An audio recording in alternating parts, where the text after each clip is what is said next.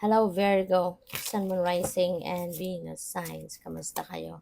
Sana po'y nasa mabuti kayong kalagayan. Welcome back po sa Star Tarot. At kung bago kayo dito, welcome din po kayo. Please subscribe, like, share my videos, and leave me a comment kung nakaresonate po kayo. Thank you. So, first card ni Virgo, we have the Six of Swords. We have Nine of Swords and we have Queen of Pentacles. Virgo, something is bothering you, you know. So, siguro meron kang, pwedeng pera ang problema, no, since we have Queen of Pentacles. O pwedeng ang iba sa inyo maybe is dealing with a problem, no, regarding money. Baka meron kayong financial needs, matinding pangangailangan sa pera, um, sa ngayon at maaring yun ang bumabagabag sa'yo. Maaring that is what is bothering you, kaya nagkakaroon kayo ng Nine of Swords energy. Maring nagigising kayo in the middle of the night, kakaisip, or alam mo yun, ginigising ka ng stress, no? Kasi nandiyan dyan na yan sa subconscious mo, yung stress na to regarding money. So, po pwedeng ganun ang iba. But for others of you, it could be something else. No? Could be something else. Po pwedeng ibang sitwasyon, since you also have the Six of Swords energy.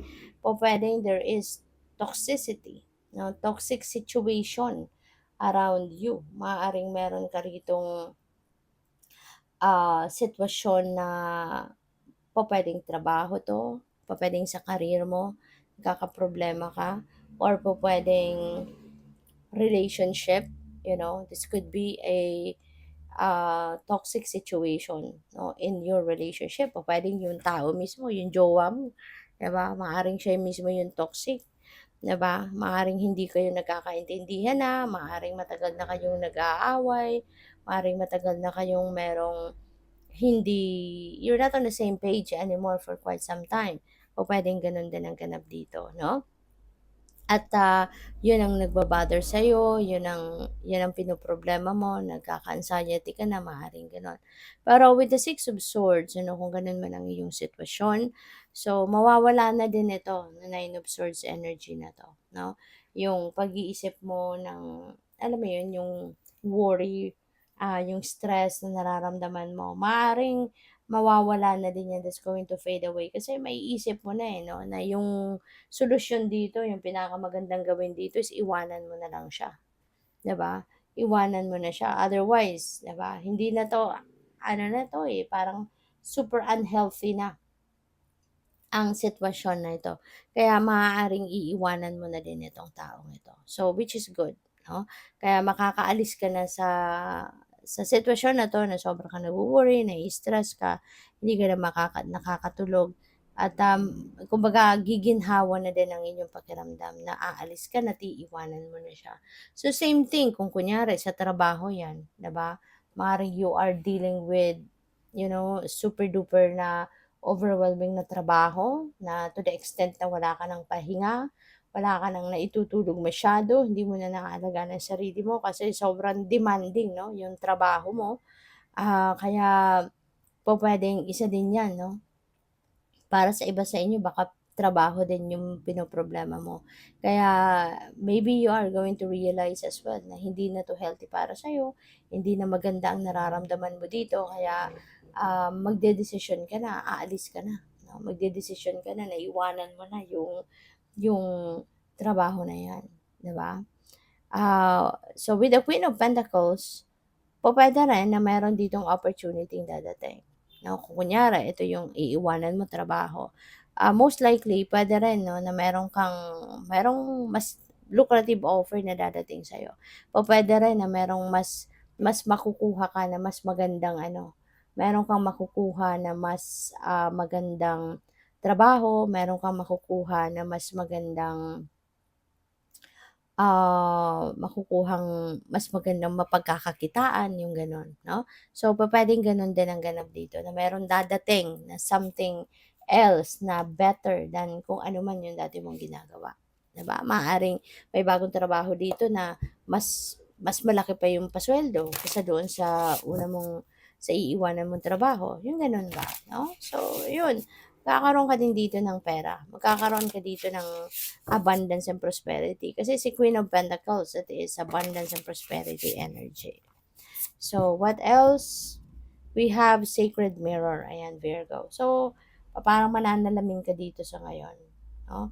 Maaring meron kang may experience, meron kang makakasama ngayon na doon mo sa kanya makikita no, yung sarili mo. Kasi pwedeng ano ka, pwedeng hindi mo or hindi ka aware, no? Pwedeng hindi ka aware sa kunyari may mga bagay kang ginagawa na hindi ka aware of the effect noon sa tao or hindi ka aware na yun ay maganda, mabuti or what, no?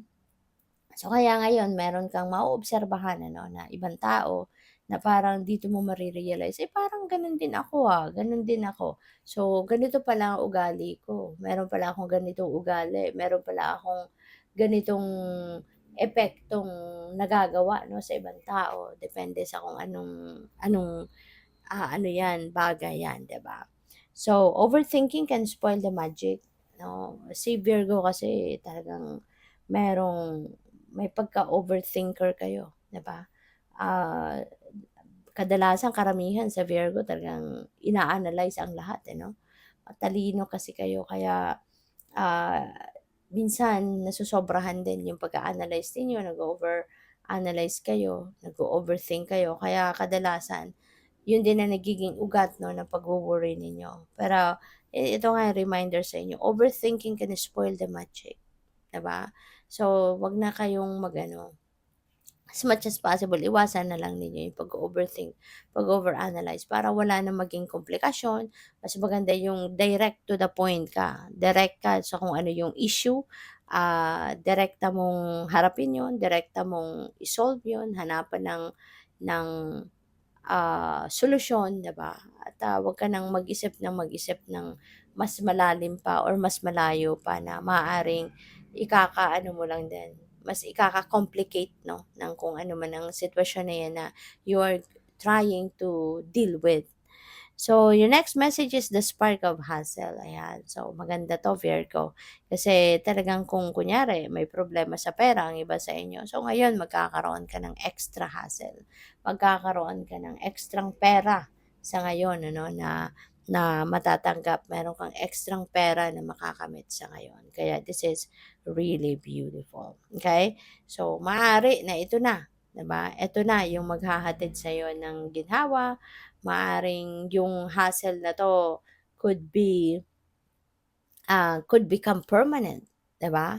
So, kunyari aside from having a trabaho talaga, baka meron ka ng talagang career, so pupuwede 'no, na yung side hustle na 'to, could be something 'no, na magkakaroon kang permanente pa, another permanent na source ng extrang income, 'di ba? So, this is a blessing kaya pagpasalamat ninyo 'yan. So, good luck. Thank you for watching. Love and light. Namaste.